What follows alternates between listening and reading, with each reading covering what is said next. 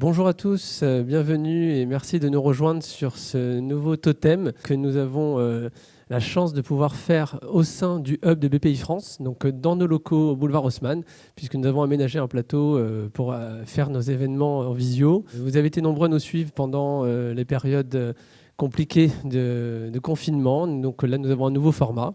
Et aujourd'hui, nous allons avoir nos interlocuteurs qui seront présents en respectant évidemment des règles sanitaires, en les espaçant de part et d'autre. Et c'est pour ça que je n'ai pas de masque aujourd'hui et qu'ils pourront faire de même pour la suite de l'événement. Je rappelle que c'est un totem qui est en 3 parties, puisqu'on se retrouve donc aujourd'hui à 13h, demain mercredi, puis jeudi aussi à 13h, sur la même thématique, le sujet important, une thématique qui est revenue et qui prend un peu plus de sens et d'interrogation pendant cette période et depuis la fin aussi de ce premier confinement et pour les mois à venir, on va dire, c'est un sujet autour de la confiance. Et la confiance, c'est quelque chose qu'on a besoin de revoir, de travailler, d'y réfléchir. Pour ça, on va avoir un modérateur que vous connaissez, du coup, pour ceux qui ont pu nous suivre auparavant. C'est Thierry Keller, qui est le directeur éditorial de Ouzbek Erika, qui sera là.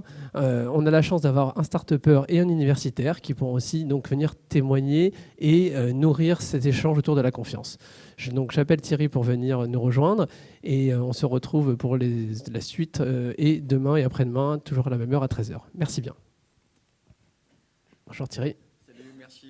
Du coup, je laisse ma place pour que tout le monde puisse s'installer. Mais moi, je vais respecter bien les barrières de sécurité, donc je vais me mettre là. Hop.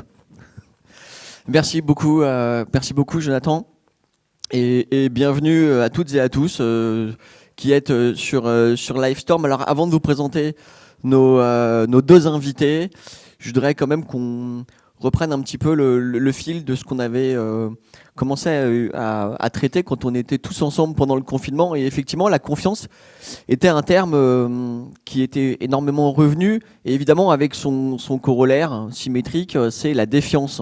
Est-ce qu'on a encore confiance les uns envers les autres? Est-ce qu'on n'est pas en train de tous devenir un suspect aux yeux des autres et eux-mêmes en train de devenir des suspects à nos propres yeux dès lors qu'on est potentiellement porteur de quelque chose qui est un virus qu'on a du mal à appréhender mais qui est dangereux voire mortel, mais aussi la confiance ou la défiance, on va le voir tout à l'heure, envers les institutions, envers les entreprises.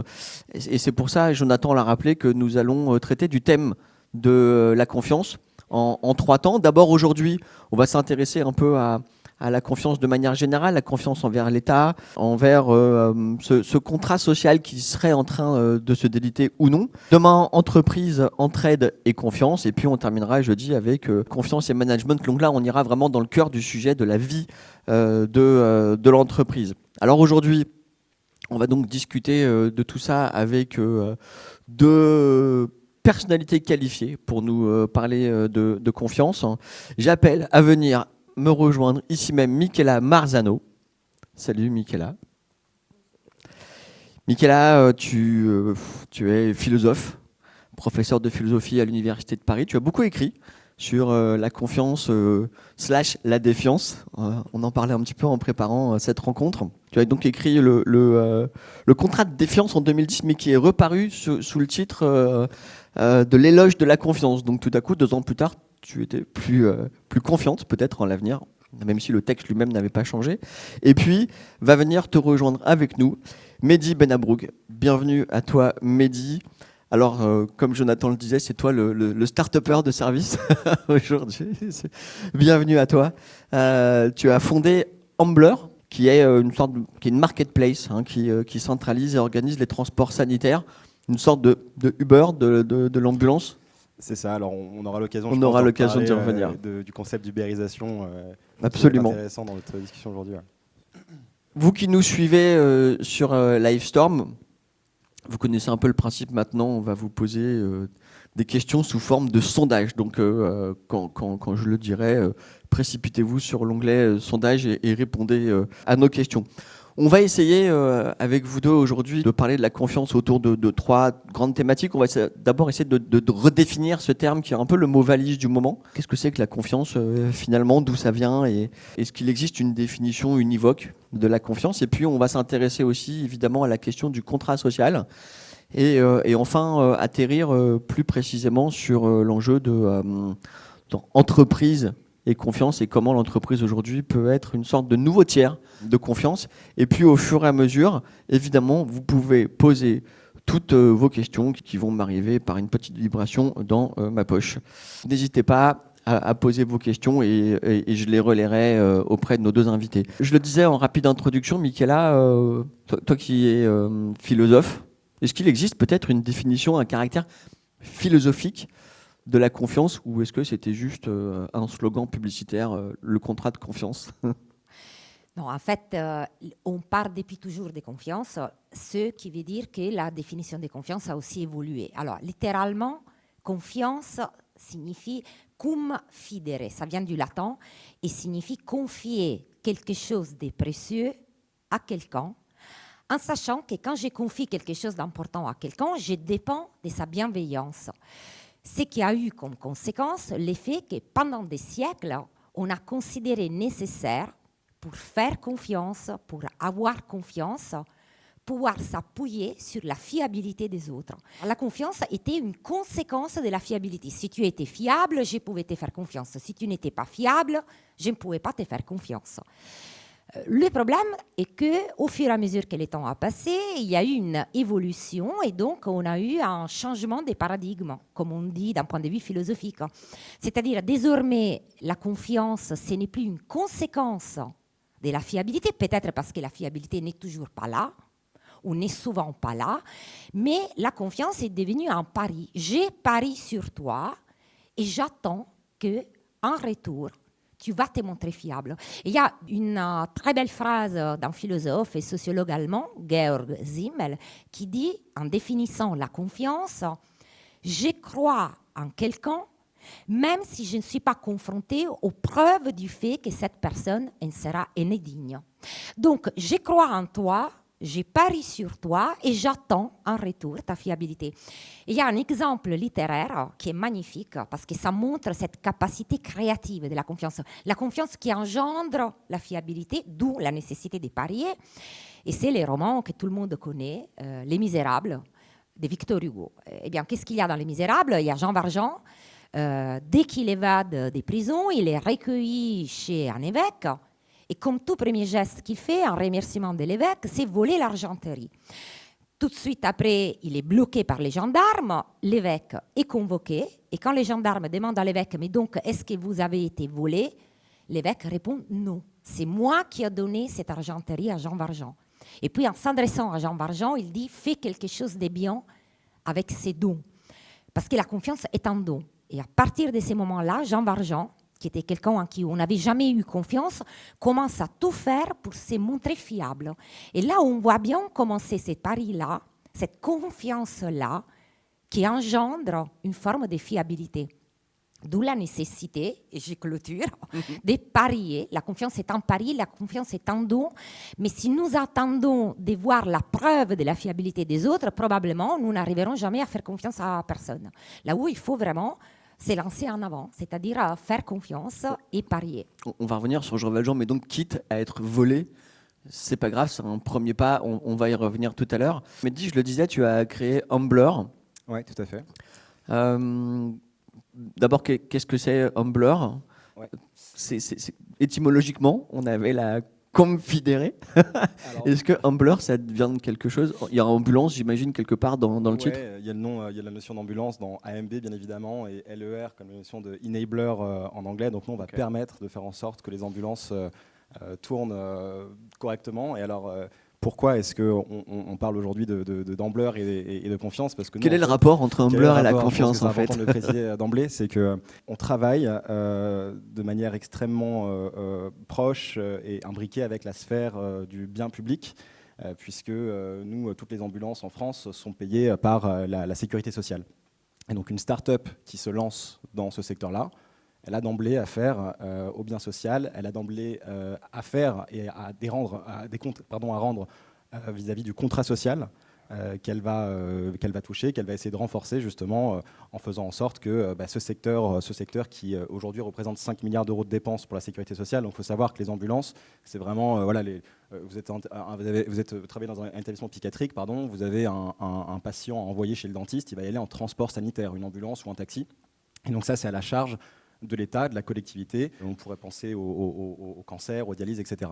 Et donc en fait, c'est un secteur qui a énormément gonflé en termes de dépenses, etc. On parle de 5 milliards, donc aujourd'hui, il pèse plus lourd que tous les taxis et tous les VTC confondus en France. Et ça pèse aujourd'hui sur les comptes publics. Pardon, le secteur juste de l'ambulance, en soi, est plus important en termes de chiffre d'affaires, en termes de production intérieure, que les deux autres réunis. Tout à fait. Et donc, c'est plus gros et c'est à la charge, au final, des assurés.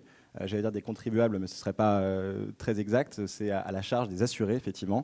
Et donc, nous, aujourd'hui, on a constaté qu'il y avait pas mal d'inefficience dans ce secteur-là, pas mal de défiance aussi, de toutes parts, hein, parce qu'il y a des intérêts extrêmement divergents. C'est des entreprises privées, aujourd'hui, en France, qui opèrent les transports sanitaires. Ce n'est pas le cas en Allemagne. En Allemagne, plus de 50% des transports sanitaires, c'est la Croix-Rouge qui les opère. En France, c'est les entreprises du secteur privé qui sont contraintes par des impératifs de rentabilité économique, sinon elles sont menacées de disparaître. Et c'est un intérêt qui est d'emblée divergent avec celui de la collectivité, qui consiste à dire on va essayer de réduire un maximum le coût et d'optimiser tout ça pour que les gens aient encore confiance, au final, dans leur système de santé et dans ce système qui leur prélève, au final, une partie de la valeur de leur salaire.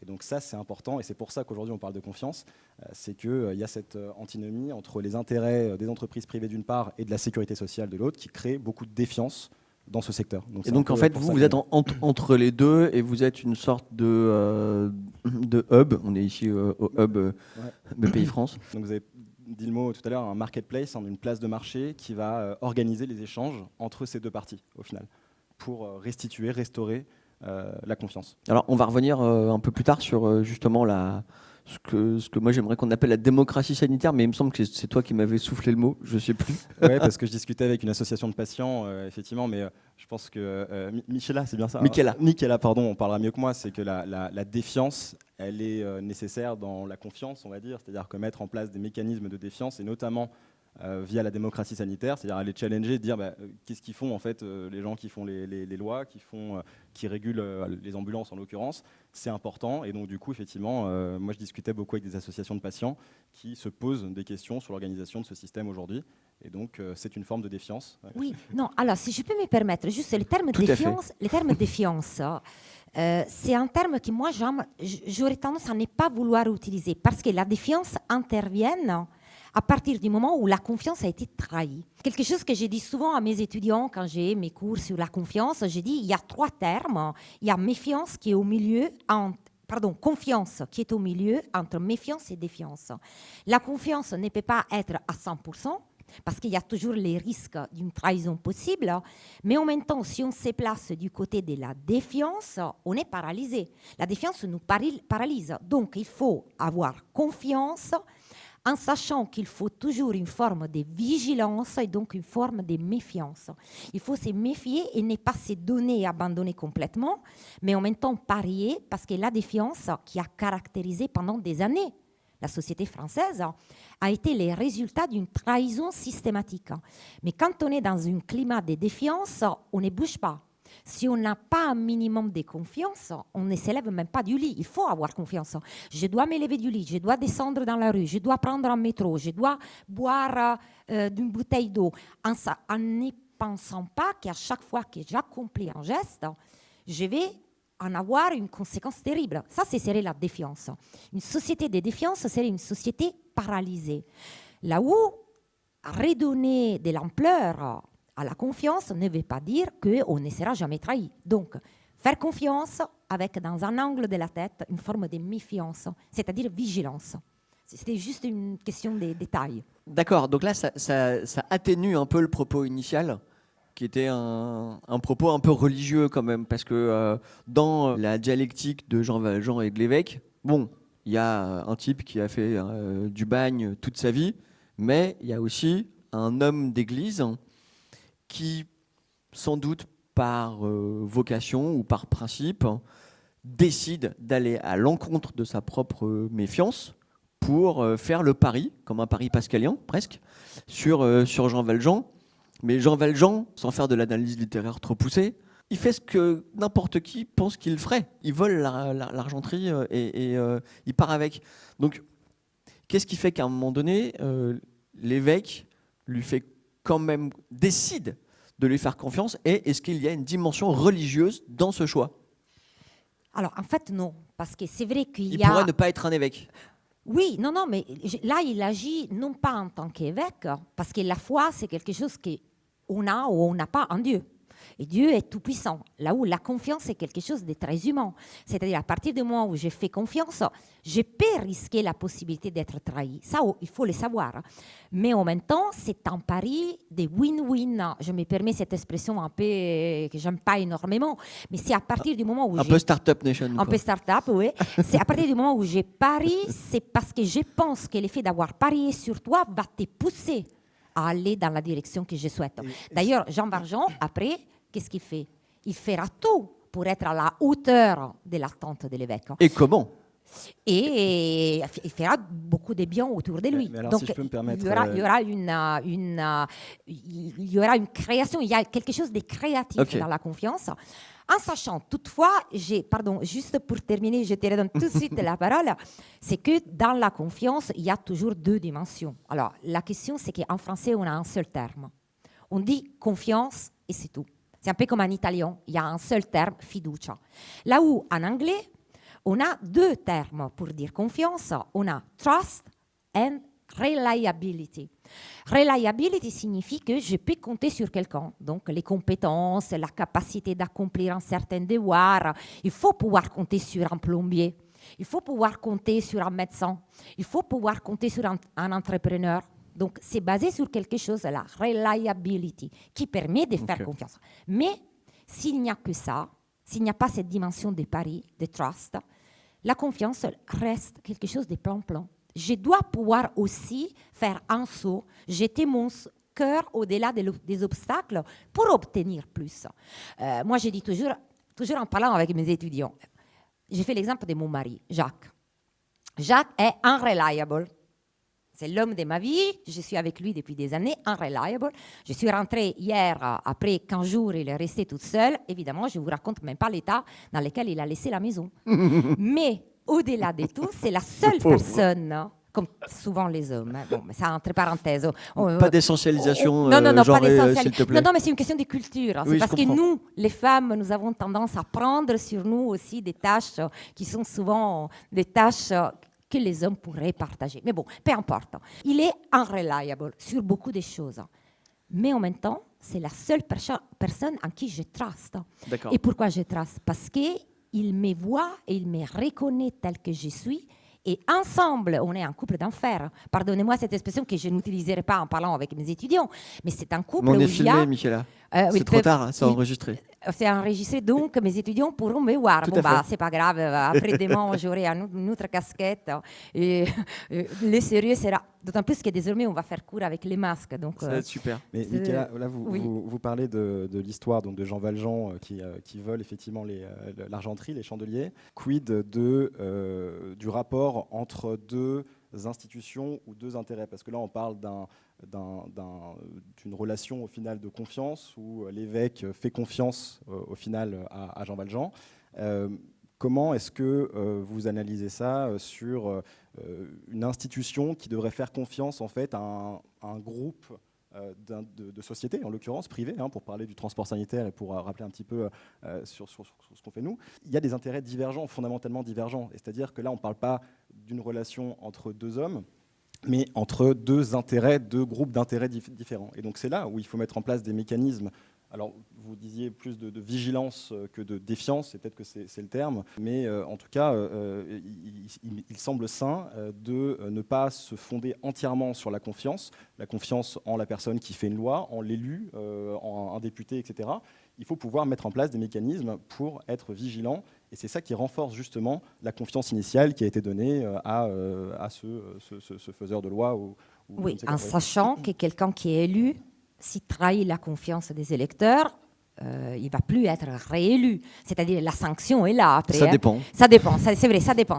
Mais en tout cas, on a cette possibilité. Nous, les citoyens, nous pouvons sanctionner quelqu'un, un député, et dire tu n'as pas été à la hauteur de nos attentes. D'ailleurs, effectivement, les contrats de la société, les contrats sociaux, ça se base sur la possibilité de faire confiance et de la retirer. Ça, c'est John Locke qui dit si tu n'es pas capable d'accomplir la mission pour laquelle j'étais élu, eh ben, je te retire ma confiance.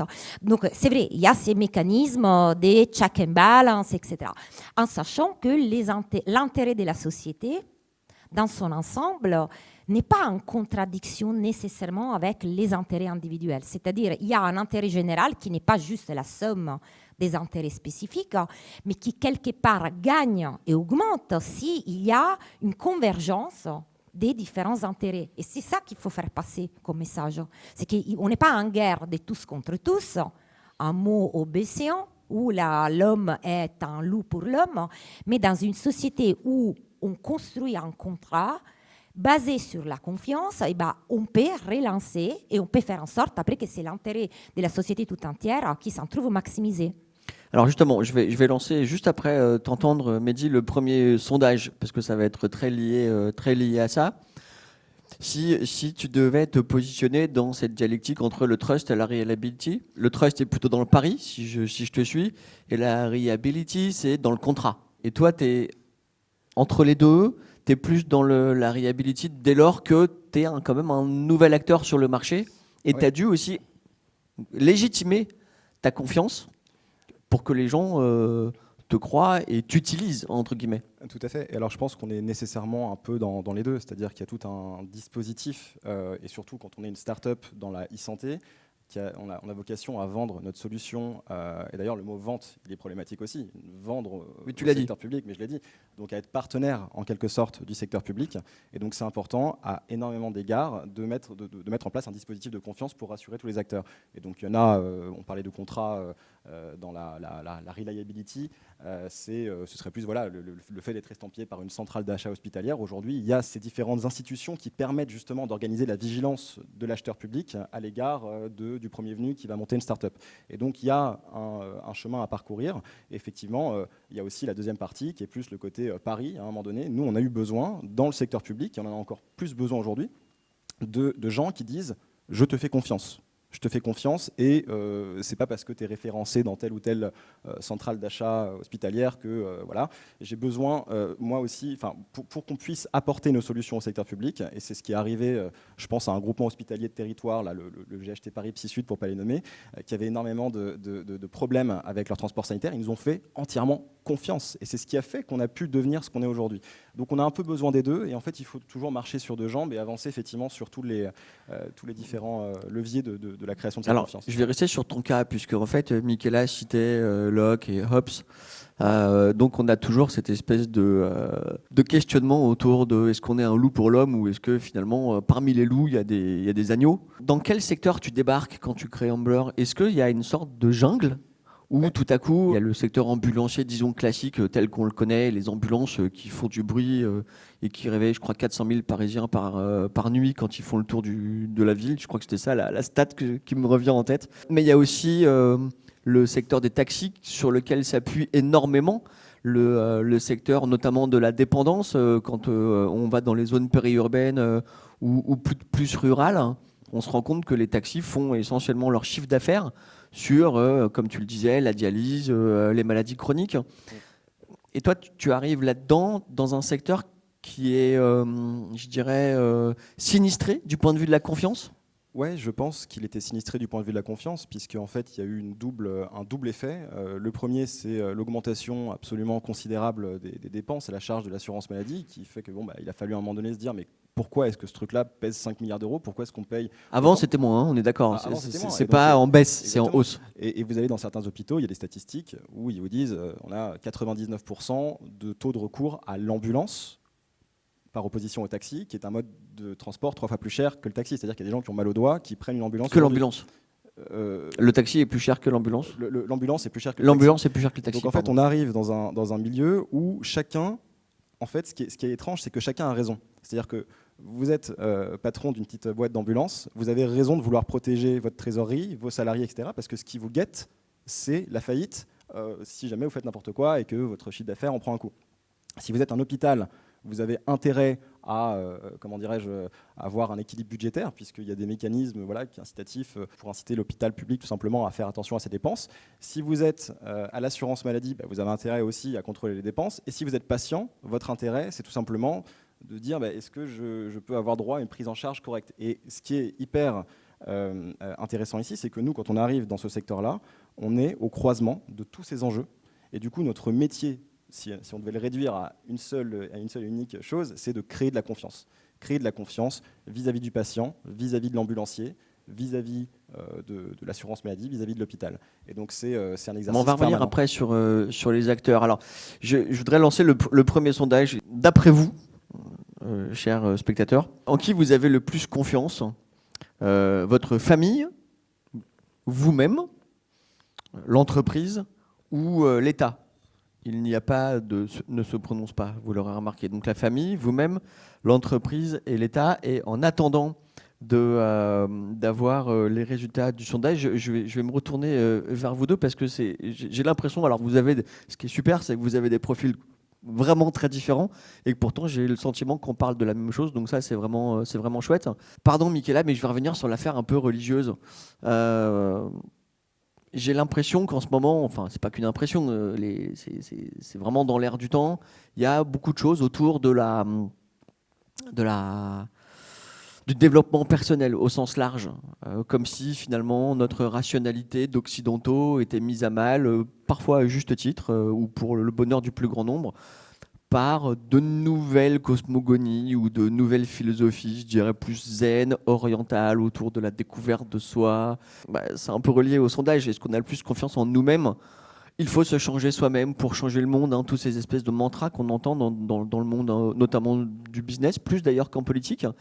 Est-ce qu'il y a là le fait d'un repli spirituel individuel dès lors que la confiance au sens plus large serait dévalorisée ?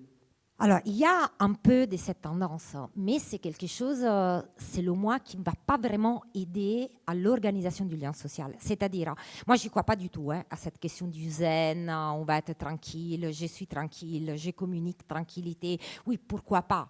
C'est-à-dire, c'est vrai qu'il y a un lien entre confiance en soi et confiance dans les autres, mais pas tel qu'on va nous la raconter. Vous êtes tranquille, vous êtes zen, et du coup, vous ne communiquez pas du stress aux autres. Non, la confiance en soi qu'il faut avoir est un minimum de conscience de sa propre valeur. Si je n'ai pas ça, je ne peux pas parier.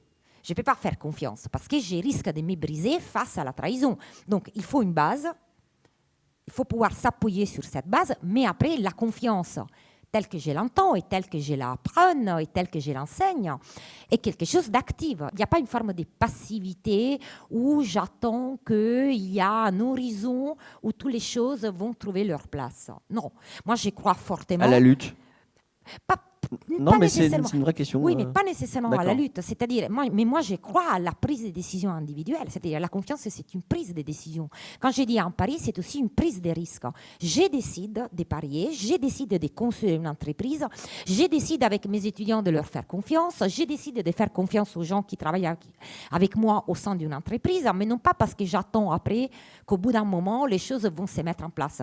Parce que je crois fortement qu'en pariant sur vous, mes étudiants, mes travailleurs, mes employés, etc., on va créer une dynamique qui fait que les résultats finaux, ça va être un résultat, effectivement, qui est le résultat souhaité. Mais évidemment, tout ça, ça n'a rien à voir avec cette mode. Moi, je crois que c'est une mode où je vais faire du yoga. Peut-être, moi, je devrais en faire un peu plus, parce que je suis souvent un peu agitée, etc. Surtout si ton mari n'a pas rangé l'appartement. Non, j'étais super Non, je plaisante. gentille hier quand je suis rentrée. J'étais tellement contente de le voir que finalement, je m'en fichais complètement. Non, mais en revanche, non, la chose importante, c'est qu'il y a une forme de prise de décision, une forme d'activité qui contraste un peu avec cette idée de la j'attends que les choses arrivent. Parce que si on attend que les choses arrivent et je reste zen, probablement il n'y a rien qui va arriver. D'ailleurs, moi je pense que vous êtes la preuve de ça. Vouloir créer une activité pour faire en sorte de combler un certain vide et en même temps de donner un service légèrement différent pour recréer une confiance entre des acteurs qui n'en avaient plus. Assurance maladie, patients, etc. Et c'est vrai par ailleurs. Moi, la dernière fois, c'était il y a un certain nombre d'années, que j'étais opérée au genou, on a appelé à un taxi, etc. Et ben, je peux vous dire que quand je suis rentrée à la maison, j'ai dit, mais jamais plus, jamais plus. Je ne pouvais pas bouger, j'avais encore cette anesthésie, je ne pouvais pas mettre mon pied par terre. Et j'étais traitée... Le taxi, tu as considéré comme une vulgaire marchandise, hein? Une vulgaire marchandise. Enfin, non, vulgaire marchandise, c'est peut-être un peu poussé, mais disons qu'il n'y a pas eu cette attention, cette sollicitation qu'effectivement, moi, j'attends. Donc, maintenant que je sais l'existence... C'est ce qui est absolument aujourd'hui dangereux pour le secteur. Parce que moi, je ne sais pas toi, Thierry, mais quand j'étais petit, je jouais aux ambulances. Pour moi, c'était des héros, les ambulanciers. C'était comme les pompiers. Carrément. Pompiers, ambulances... C'est un métier de vocation. Ouais. On est pompier comme on est ambulancier, comme on est prof. Voilà, c'est un métier de vocation. Et aujourd'hui, effectivement, vu le manque de confiance qui règne dans ce secteur, et à chaque fois que vous parlez d'ambulance, en fait, on parle d'argent, on parle de fraude, on parle d'organisation, d'appel d'offres, de machin, et accessoirement, on va parler de cette vocation.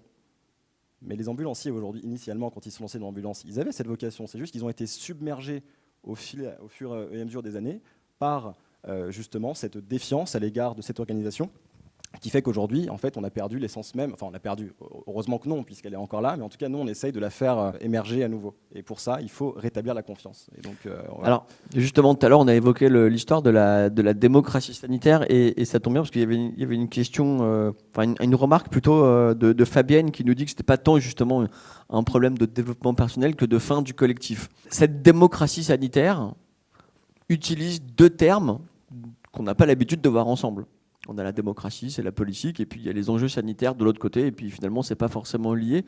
Est-ce qu'il existerait une démocratie sanitaire où justement les acteurs seraient pas à égalité, parce que ça c'est un horizon, j'imagine, à atteindre, mais en tout cas respectés dans leur identité de... Oui, tout à fait, il en existe une. Et aujourd'hui, il y a beaucoup d'associations de patients. Et ce qu'on appelle le RU, le représentant des usagers dans les hôpitaux, c'est un patient, un groupe de patients qui vont mettre justement des garde-fous aux dérives qu'ils peuvent constater dans l'organisation de leurs soins. Alors là, on parle de l'ambulance. Effectivement, s'il y avait, Michaela, un représentant des usagers qui aurait, dans votre centre de soins de suite réadaptation, un petit peu fait la guerre pour que vous puissiez avoir une prise en charge correcte, etc., eh bien, peut-être que vous auriez été mieux pris en charge. En tout cas, voilà. Et donc ça, ça existe aujourd'hui. Et nous, on doit s'appuyer là-dessus pour justement... à la fois donner des gages à ces patients-là, parce qu'ils font partie des gens à qui doivent nous faire confiance en quelque sorte, et c'est des patients, donc c'est encore plus sensible, puisque eux, ils ont un enjeu. On ne peut pas faire n'importe quoi avec une association de patients, leur promettre la lune, parce que derrière, ils ont des vrais enjeux, et c'est vraiment sur le plan émotionnel, ça peut être... Enfin voilà, il ne faut pas leur promettre n'importe quoi, donc on doit créer une confiance avec eux, et eux aussi doivent pouvoir porter des solutions auprès des hôpitaux, auprès des différentes des intervenants, des agences régionales de santé en l'occurrence, qui organisent aujourd'hui cette démocratie sanitaire. Elle est balbutiante, cette démocratie sanitaire, ou elle peut s'organiser notamment, j'imagine, grâce à des outils technologiques qui permettent peut-être de l'accélérer un peu? Elle est balbutiante, mais elle frémit. C'est-à-dire qu'aujourd'hui, regardez, nous-mêmes, on est, en fait, nous, dans notre société, on a des anciens, notamment de Blablacar. Alors, pourquoi je prends cet exemple-là? Je pourrais prendre Winamax aussi, poker. Le point commun entre Winamax et Blablacar, c'est quoi? C'est que c'est des startups françaises. Donc, c'est des pépites françaises qui sont... C'est win-win, Winamax. Voilà. Non, mais peu importe oui, le secteur. En gros, du coup, nous, on a récupéré au final des produits de l'écosystème français. C'est des gens qui ont étudié à l'école centrale, dans l'école des télécoms. Donc c'est vraiment des gens sur lesquels l'État français a investi l'éducation, qui ont ensuite appris des choses dans leur écosystème et qui aujourd'hui donnent au système de santé ce qu'ils savent faire. Et donc au final, c'est aussi une forme de démocratie sanitaire de dire qu'une start-up peut aller demain solliciter. Alors nous, en l'occurrence, on a la BPI à notre capitale. Donc vous voyez, c'est aussi une marque de démocratie sanitaire. C'est aussi de dire qu'une start-up et des acteurs privés qui viennent de start-up comme ça, voilà, de l'écosystème, peuvent à un moment donné aller toquer à la porte de BPI et dire « moi j'ai un projet qui touche à la sphère publique et avoir la BPI à mon capital, à mon actionnariat, dans mon actionnariat, je trouve ça important, ça rassure tous les interlocuteurs autour de la table ». Donc au final, cette démocratie sanitaire, elle existe et elle ne se cantonne pas aux représentants des usagers. Il peut y avoir beaucoup d'acteurs qui participent et je pense que tout le monde devrait y participer à cette démocratie sanitaire. Alors, venons-en un peu maintenant sur la question actuelle et évidemment sur les enjeux sanitaires. On peut pas sans doute parler de la même manière si on était il y a un an ou aujourd'hui après tout ce qu'on a vécu et tout ce qu'on va peut-être encore vivre. Les soignants sont des gens qui ont été peut-être même redécouverts, appréciés, applaudis. Là, peut-être vous avez un mot à dire à propos de ça. Toi, Michaela, la question du care nourrit beaucoup ton œuvre. Et quant à toi, les soignants sont ceux qui, justement, sont dotés de la confiance de l'opinion des gens, du peuple, des citoyens, peu importe. Est-ce que là, on a peut-être un petit élément de confiance supplémentaire, ou en tout cas d'optimisme supplémentaire à l'aune de cette crise, où on serait peut-être moins un loup pour les autres, et eux pour nous? Moi, je suis convaincue que les moments de confinement, c'était un moment où finalement, même si chacun était enfermé dans l'espace de sa maison, de son appartement, c'était un moment où on a redécouvert la possibilité de croire aux autres. Et les moments des 20 heures où on ouvrait les fenêtres et on applaudissait, c'était vraiment un moment de confiance qui était à nouveau là. Parce qu'on a redécouvert désormais les personnels médicaux, les infirmiers, les médecins comme étant une partie importante du corps social. Mais c'est vrai aussi que pendant des années, ils ont été complètement abandonnés et oubliés. Au contraire, il y avait une énorme méfiance, voire même défiance vis-à-vis des médecins, vis-à-vis des hôpitaux, pour ne pas dire les manques d'argent de la part de l'État avec les coupures, etc. Et puis, au bout d'un moment, au moins des difficultés, eh bien, on s'est rendu compte qu'on est dans l'interdépendance. Alors, pour quelle raison la confiance est si importante? Parce que la confiance est au cœur de la relation.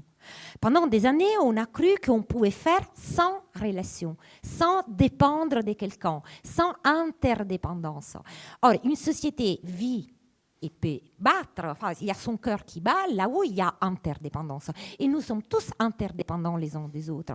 Donc, nous avons dû vivre les drames de découvrir les faits que non, il est faux, que je ne dépends de rien et des personnes. Ce n'est pas vrai, il est faux. Je dépends aussi des autres et nous avons eu cet exemple magnifique. Mais d'ailleurs, pas que les personnels sanitaires, aussi les gens qui étaient dans les transports. Il y a eu un mouvement de la société et c'était, selon moi, très important parce qu'après la crise qu'on a vécue quelques mois avant avec les Gilets jaunes, qui vraiment montraient une défiance profonde vis-à-vis de l'État, vis-à-vis des entreprises, il y avait une sorte de chacun contre tous. On a vu peu à peu ressurgir une forme de confiance. Alors, évidemment, il faut faire attention, parce qu'après, quand il y a des messages contradictoires qui nous viennent du sommet de l'État, il faut faire attention. Moi, je trouve absolument incroyable l'image d'il y a quelques jours du président Macron avec son masque qui est en train de parler avec les étudiants, les jeunes, en disant il faut faire attention, les gestes barrières, etc. Il a un coup d'étau, il enlève son masque, il touche dans la main et il touche un verre qu'on lui... Alors, là, évidemment, la confiance, elle s'est nourrie non seulement par la parole, mais aussi par l'exemple. Et je trouve, pour terminer sur les personnels sanitaires, que les personnels sanitaires nous a donné un exemple. Et c'est pour ça que le peuple français a recommencé à croire en cette institution, qui est l'institution sanitaire, qui est fondamentale. Toi, tu l'as vécu de ton poste d'observation, que tout à coup, on faisait davantage confiance à ceux qui avaient en charge finalement des questions assez brutales de vie et de mort. Ouais, en fait, comme disait Michaela, c'est qu'on ne peut pas vivre replié sur sa sphère privée. À un moment donné, on se rend compte qu'on est dans une situation d'interdépendance. C'est une situation de crise sanitaire, en l'occurrence, mais la lumière sur cette interdépendance. Et tout d'un coup, on se rend compte qu'il y a des gens qui vont... dans les hôpitaux, soigner les patients, qui assurent des permanences aussi. Je pense à cet hôpital psychiatrique, en l'occurrence aussi, avec des patients extrêmement compliqués, détenus, etc. Enfin, il y a eu des situations extrêmement compliquées. Et effectivement, les soignants, moi j'ai été témoin de soignants qui ont tenu la barre. C'était à la limite du supportable ce qu'ils ont vécu. Mais ça concerne aussi, donc au-delà des soignants, on peut avoir, les gens qui tenaient les caisses dans les supermarchés, etc. Pour moi, c'est la même chose. C'est juste que la crise sanitaire, elle a mis en lumière quelque chose. Elle a rappelé à tout le monde que nous sommes interdépendants, et un virus, je pense que c'est le summum pour le prouver, c'est qu'il se transmet d'un individu à l'autre, donc en fait il connecte tout le monde d'emblée. Sans idéologie, et du coup on s'en est rendu s'en compte. Fout, quoi. Et c'est vrai que pour en venir au sujet sanitaire, qui est un des sujets très importants aussi dans notre société, parce qu'effectivement c'est une des rares choses qui nous restent, la Sécu, pour tenir tous les Français ensemble, on va pas se mentir, on parlait un peu d'archipalisation aussi de la société française. La Sécu et la santé, c'est quelque chose d'extrêmement important dans le lien social. Effectivement, donc le sanitaire, aujourd'hui, je pense qu'il est très très important de se pencher sur les soignants, sur ce qu'ils vivent au quotidien. Alors on parle beaucoup de rémunération, etc., mais on peut aussi parler tout simplement des tâches quotidiennes, quoi. Nous, sur l'ambulance, qu'est-ce qu'on a constaté ? Que des soignants passaient 2-3 heures par jour à faire des coups de téléphone, quoi, comme dans les call centers. Et ça, est-ce que c'est acceptable aujourd'hui ? Non. Alors c'est marrant parce que quand je vous entends parler, il y a deux notions qui affleurent comme ça. Il y a la notion de reconnaissance et la notion de vérité. Reconnaissance évidemment envers des personnels qui s'estimaient à juste titre écartés du débat public et dans leurs revendications aussi bien matérielles d'ailleurs qu'intangibles et un peu plus morales. Et puis de l'autre côté, la vérité de ce qu'on ose dire, de ce qu'on peut dire. Commençons peut-être par la reconnaissance. Est-ce que là, on n'a pas justement dans cette crise quelque chose qui relève d'un anoblissement ou ennoblissement de certaines fonctions, où tout à coup, ne serait-ce que de leur dire on vous fait confiance, on relève la tête, et est-ce que finalement le personnel soignant n'était pas tous des espèces de Jean Valjean qui s'ignorent, hein ? Moi, je pense qu'eux ne s'ignoraient pas, mais simplement, effectivement, tant qu'on n'est pas malade et tant qu'on n'est pas... il faut être reconnu dans le regard des autres aussi. Exactement, alors ça peut-être que Nicolas en parlera mieux que moi. Non, pardon, la reconnaissance est la base de la confiance. C'est-à-dire, on peut avoir confiance en soi et dans les autres à partir du moment où on est vu, on est reconnu. La question de la reconnaissance, elle est absolument centrale. Et c'est parce qu'on a oublié de reconnaître, de voir, d'entendre quelqu'un qu'on a parfois agrandi cette crise de confiance. Donc, sans reconnaissance, il n'y a pas de confiance possible, et sans confiance, il n'y a pas un retour à la reconnaissance. C'est-à-dire qu'il faut mettre en place un cercle vertueux, en sachant que le pendant de la reconnaissance, après la vérité. Et là, on les voit dans les discours politiques pendant longtemps. Bah oui, tu parlais du président Macron, et aussi de la façon dont il y a eu, sans faire de politique, mais vraiment dans la sémantique utilisée, des messages des autorités pendant le confinement et post-confinement, et même encore aujourd'hui. On a le sentiment, il y a eu en tout cas ce sentiment qu'on ne disait pas tout, mais est-ce qu'on peut tout dire et est-ce qu'on peut dire quand on ne sait pas, quand on possède une parole officielle ? Parce qu'en fait, nous, les citoyens, on a envie que les responsables sachent de quoi ils parlent, de la même manière qu'un médecin, on a envie de dire je suis guéri, je suis pas guéri. Alors, oui, est-ce qu'on peut dire des choses ? Oui, bien sûr. Alors moi, je pense que ce qu'on a vu aussi émerger, c'est une nouvelle façon de faire politique en nommant aussi l'effet de ne pas tout savoir. Si on remonte en arrière dans les années, on voit que le discours politique était « je sais ». Et je t'ai dit, et je t'assène un certain nombre de vérités, quitte après avoir les faits qui vont contredire ce que je suis en train de te dire. D'où la trahison, d'où la défiance. Or, un discours qui peut porter, et d'ailleurs je souhaite que le discours politique devienne un discours de vérité, non pas parce qu'il doit être dans la transparence, il ne s'agit pas de tout dire, mais il s'agit de dire vrai. Et dire vrai signifie parfois reconnaître aussi l'impuissance, qui est par ailleurs aussi l'impuissance médicale. Parce que quand on va voir un médecin, un bon médecin en qui on a confiance, c'est qui ? C'est quelqu'un qui dit tu vas guérir ou quelqu'un qui dit attendez, on va voir, on va attendre. Alors, évidemment, on a besoin d'espérer, mais on a surtout besoin de vérité pour pouvoir être reconnu. D'où les liens entre reconnaissance et langage de vérité, les langages de vérité étant parfois aussi un langage qui nomme l'incertitude. Et je pense aussi qu'on a besoin d'une certaine forme de publicité, malgré tout, de publicité dans le sens où il faut rendre l'information publique pour pouvoir en débattre correctement.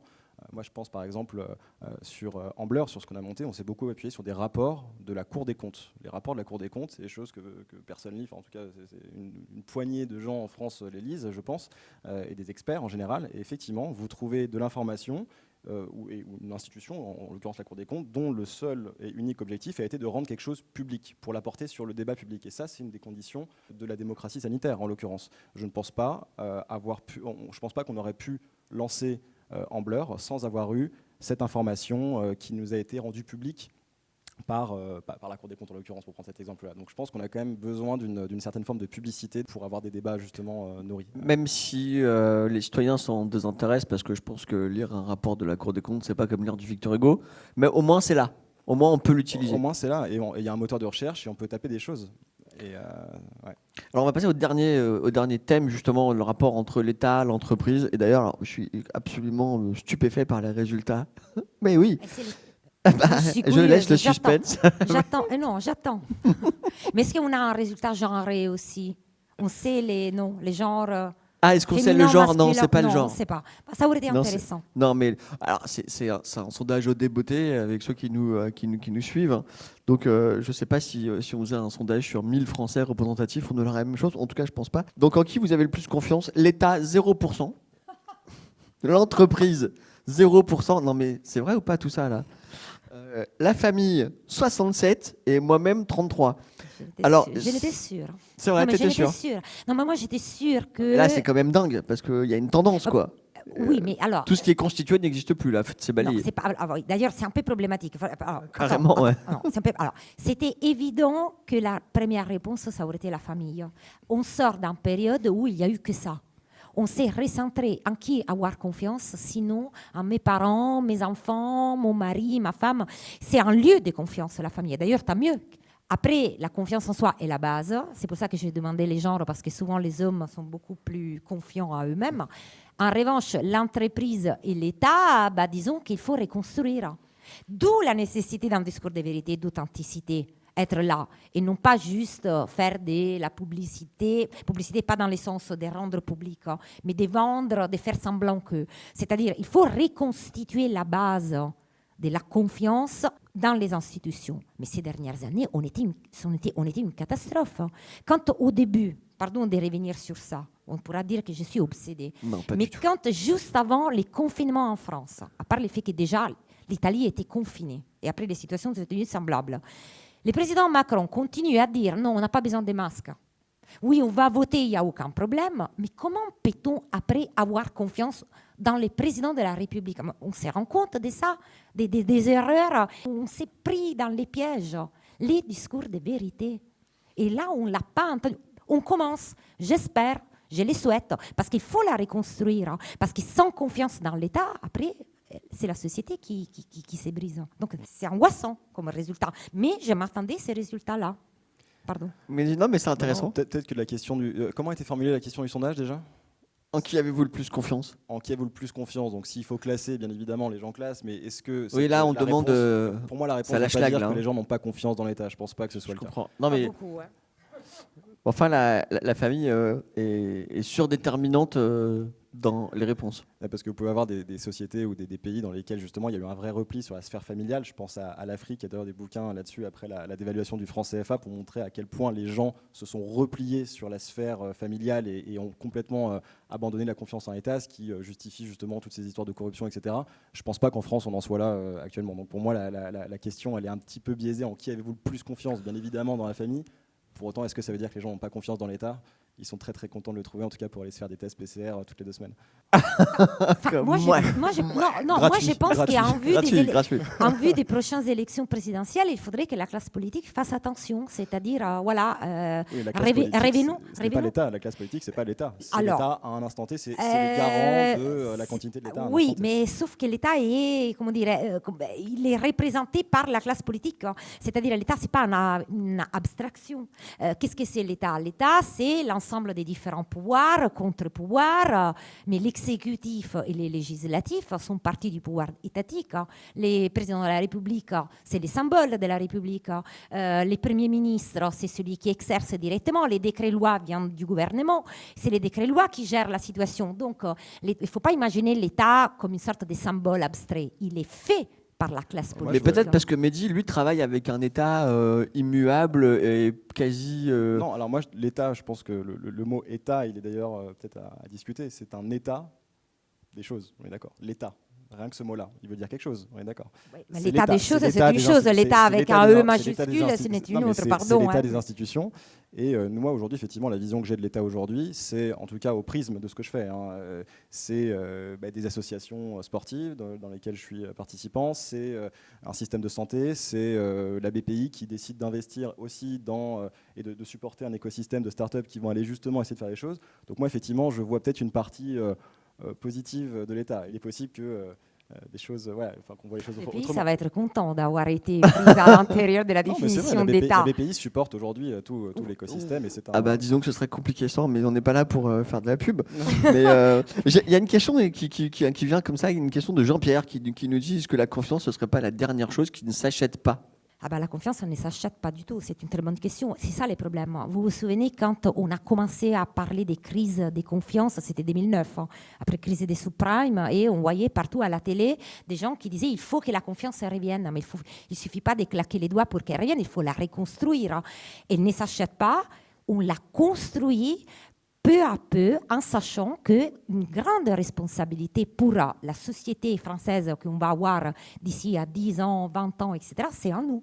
Nous, les enseignants, les personnels sanitaires, les gestionnaires d'entreprises, les hommes et les femmes politiques, c'est-à-dire c'est montrer à la hauteur de cette confiance-là. Donc on ne peut pas l'acheter. Il faut la construire, il faut la co-construire, justement dans un rapport, dans une relation. Tu n'aurais pas fait de la politique dans une ancienne vie? Non, mais, si, évidemment. Moi, j'étais 5 ans députée. Pourquoi il y a les tons Un peu qui restent. Quand on fait comme ça, là, c'est Ah ouais qu'on est. On bah, a envie de ça convaincre les reste. électeurs. Après 5 ans Ouais. des débats parlementaires où j'y étais tout le Donc, temps. Et... pour rappeler pour nos spectateurs, tu étais Ouais. député en Italie. Hein. J'étais députée en Italie, oui, pas en France. J'étais députée en Italie pour les partis démocrates, qu'à un certain moment, d'ailleurs, j'ai quitté. Je suis restée parmi les non-inscrits parce que je garde un esprit un peu, vous l'aurez vu, un peu frondeur. Un peu frondeur, oui. Et non, mais pour moi, c'est important la cohérence. Si j'ai dit une chose, quand tout à l'heure je disais il y a la parole, il y a l'exemple, je ne peux pas promettre des choses aux électeurs et une fois que je suis arrivée au Parlement, faire le contraire. Parce que ça veut dire briser la confiance. Donc, étant donné qu'il y avait eu un revirement de la part du Parti démocrate, c'est un peu comme les revirements qu'on a vus du Parti socialiste à un certain moment, les derniers quinquennats. Eh bien, j'ai dit non. J'ai donné ma parole. Okay. Et si je vais faire en sorte que les personnes continuent à avoir confiance en moi, il faut que je sois à l'auteur de la parole que je donne. Comment on fait pour être digne de confiance quand on est entrepreneur? Je n'avais pas prévu de te poser cette question, mais je rebondis. Comment on fait pour être digne de confiance? C'est dur, la confiance, ça se construit avec le temps. Nous, en l'occurrence, qui faisons des plateformes technologiques pour les hôpitaux, ça commence par la reliability, c'est-à-dire être sûr que la plateforme ne va pas tomber en miettes. En rade, ouais. En rade, ouais, c'est la première base de la confiance, être sûr que le truc fonctionne. Et puis ensuite, il y a beaucoup de garanties à donner, effectivement, dans la construction des relations contractuelles, dans la communication aussi, dans la vision qu'on donne, puisqu'on s'engage en quelque sorte. Et je pense que ça, c'est important dans une start-up qui est aujourd'hui incarnée par des fondateurs. Savoir qu'il y a un humain qui se porte garant des valeurs, et c'est pas comme dans une société par exemple cotée en bourse où au final on ne sait pas trop à qui ça appartient, etc. Nous on répond encore de ce qu'on fait comme de nous-mêmes. Et ça je pense que c'est important aussi. J'allais dire, pour entamer la dernière partie, les dernières questions, j'allais dire que c'est quasi comme si on votait pour toi. En fait, tu as besoin d'être alimenté en confiance, et cette confiance provient de ta capacité à obtenir des résultats et à être... Oui, on va plaider pour l'utilisation de notre solution, en tout cas vis-à-vis du secteur public. Ça, c'est sûr et certain qu'il y a vraiment cette notion-là à construire, et ça, c'est peut-être un sujet aussi intéressant, c'est qu'on ne traite pas du tout avec le secteur privé comme on traite avec le secteur public. Le secteur public, il y a cette notion de confiance qui est fondamentale. Dans le secteur privé, on peut avoir d'autres arguments, beaucoup plus rationnels, beaucoup plus économiques. Dans le secteur public, il y a vraiment ça en permanence. Alors, il y a une question qui s'adresse, j'imagine, à Michaela, mais justement dans le rapport un peu comme ça, est-ce que l'entreprise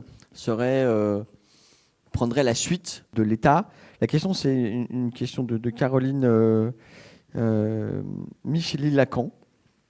Vous dites que l'État a pris le relais de l'Église et l'entreprise le relais de l'État. C'est quoi la suite? C'est quoi après l'entreprise? Et ce serait quoi un tiers de confiance en qui, enfin, si on fait un peu de prospective, est-ce qu'on pourrait imaginer, je traduis la question, une sorte d'entité un peu supérieure, indépendante, en qui on aurait une parfaite confiance parce qu'il n'y aurait pas justement tous ces biais qui désangle la confiance? J'espère surtout pas.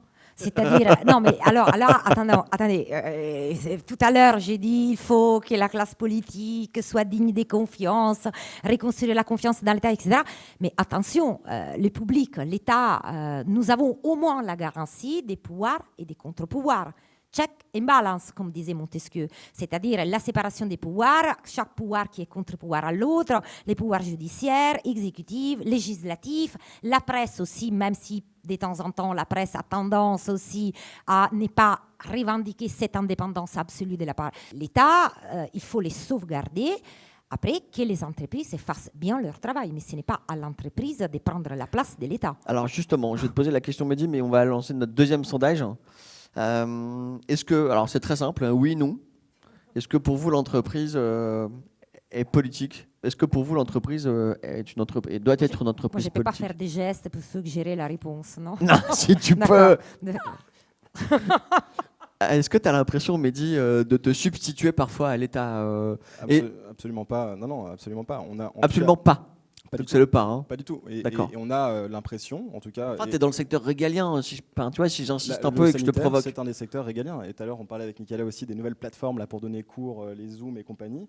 Ces gens-là ne peuvent pas faire n'importe quoi dès lors qu'ils vendent leurs solutions à une université. Il y a des garanties qui doivent être apportées à l'État qui les utilise dans le cadre de ses fonctions régaliennes ou un peu moins régaliennes.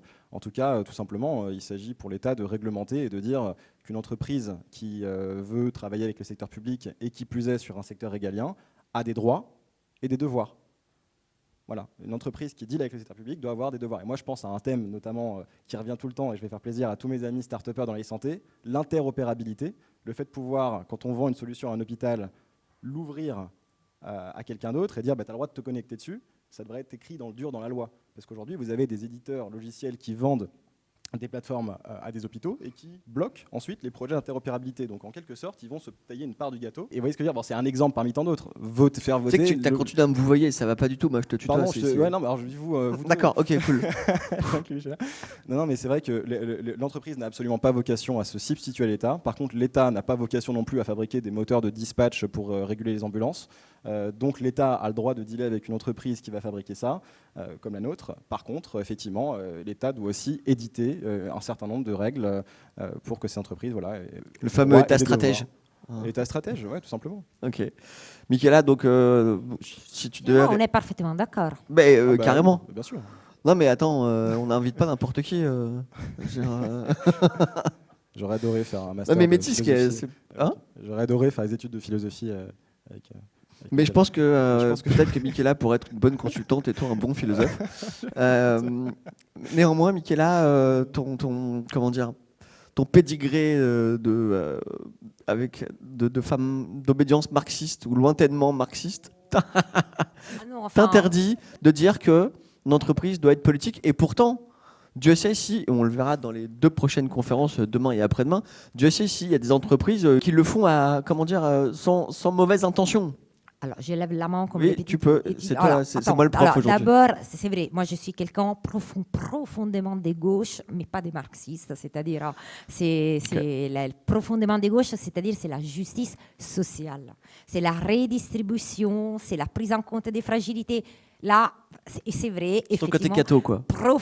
C'est ton côté catho. Il y a aussi les côtés catho. Bien sûr. Ah ben oui, je suis catho de gauche, mais pas tel qu'on l'entend en France. Il faut faire attention. Okay. Donc c'est compliqué parce que c'est la vulnérabilité humaine, en même temps l'égalité, la justice. Je suis sortie du Parti démocrate parce qu'ils n'ont pas voulu approuver une loi qui défend les enfants des couples homosexuels. Donc voilà, c'est des questions fondamentales, des prises en compte des uns et des autres, indépendamment des différences, etc. Cela étant, moi je ne suis pas en train de dire que les entreprises font ou peuvent faire ou vont faire n'importe quoi. Il y a aussi des entreprises qui sont fortement éthiques. Mais c'est une chose de dire qu'il y a une éthique d'entreprise, ce n'est une autre de dire que les entreprises et le monde économique remplacent le monde politique. Moi je pense que nous sommes tous gagnants si on garde des différences et des distances entre les domaines politiques et les domaines économiques, de même qu'il faut garder des distances entre la morale ou l'éthique et les droits. Si on mélange tout, on risque d'avoir des problèmes. Il vaut mieux séparer pour mettre après en relation et créer un dialogue. Alors, je vais demander à la régie de m'envoyer les résultats du deuxième sondage et on conclura là-dessus. Mais justement, pour conclure, alors vraiment, c'est une question, on est monté un peu haut, donc pardon de faire un peu baisser le débat. Mais est-ce que vous auriez une petite astuce, un petit conseil pour restaurer la confiance? Est-ce qu'il y a quelque chose soit dans votre vie privée, soit dans ce que vous enseignez, soit dans ce que vous vendez, pour ce qui te concerne, Mehdi, qui ferait que ça pourrait valoir d'exemple pour ceux qui nous suivent? Ouais, moi je pense qu'il faut communiquer. On parlait de la communication, de la visibilité, etc. Et je pense que moi, il y a quelque chose que je remarque beaucoup dans le monde, en tout cas qui est le mien des startups, c'est qu'il y a un peu moins d'intérêt, je pense, pour la chose littéraire et pour le fait de savoir raconter les histoires correctement. Et je pense qu'il faut réapprendre un peu à parler, à expliquer les choses. Je dis ça parce que je valorise énormément moi, les filières littéraires, etc., qui à mon époque étaient, il y a 10 ans que j'ai passé mon bac, 12 ans, mais qui étaient complètement là. Quand tu dis c'était mon déjà- époque, Ouais. je me sens Non, mais c'était à la déjà, retraite. c'était déjà des choses assez déconsidérées. On parlait tout à l'heure de considération des soignants. Le littéraire, c'est quelque chose je pense qu'il faut qu'il revienne un petit peu sur le devant de la scène pour raconter un peu ce qui se passe. Raconter les choses bien, les choses moins bien, etc. Parce que sinon, en fait, il n'y a plus de visibilité sur ce qui se passe. Et alors, je ne sais pas si c'est... tu vois, Non, mais je comprends. Je pense à ça. Je pense que le littéraire doit revenir un peu sur le... Réfléchir, lire, pourquoi Ouais. pas écrire, Ouais. raconter la pédagogie, la narration. Ouais, on perd pas mal de choses dans les bullet points, je trouve. Et on ne peut pas organiser une confiance comme ça. Il a bien changé l'esprit startup. Ouais, c'est vrai. Bravo. Non, mais je suis d'accord. Michaela? Et ben moi, un truc tout simple, avoir la capacité parfois de reconnaître d'avoir fait une erreur. Admettre, oui, je me suis trompée, c'était une erreur de ma part, c'est-à-dire reconnaître la capacité de pouvoir faire des fautes. Parce que ça montre que du coup, il n'y a pas cette prétention et qu'on peut permettre aussi aux autres de se tromper. Et donc, on va se co-construire, on va construire ensemble le lien. Alors, est-ce que vous voulez le résultat du sondage? Vas-y, tu crois que c'est quoi? Vas-y. T'as déjà commencé à rire. Ouais, parce qu'ils ont rajouté des trucs en plus. Mais cela dit, le résultat est sans appel. Et vous y croyez à l'entreprise politique? Oui, 82%. Ils y croient. Ouais, tout à fait. Non, mais vous n'avez rien compris de tout ce que j'ai dit. Alors là, il faut que je recommence de nouveau. Il faut m'inviter à nouveau. Je n'ai pas été capable d'expliquer la nécessité. Non, mais ça aurait été 100% et tu as quand même gagné 9%. De toute façon, tu es une minoritaire. Ouais, mais moi, je regarde tous ceux que je n'ai pas convaincus. Ça marche très bien, parce qu'il parle d'une entreprise politique. Donc la politique reste dans Tout à fait. Donc, au final, alors, ce qui est intéressant, c'est que non, 9%, mais la petite surprise, c'est à 9%, j'attends les épisodes totem suivants pour vous faire une idée. Vraiment, bravo. Merci beaucoup à Florie et Claire qui s'amusent bien derrière. Alors justement, ça va être l'occasion pour moi de clore cette première session.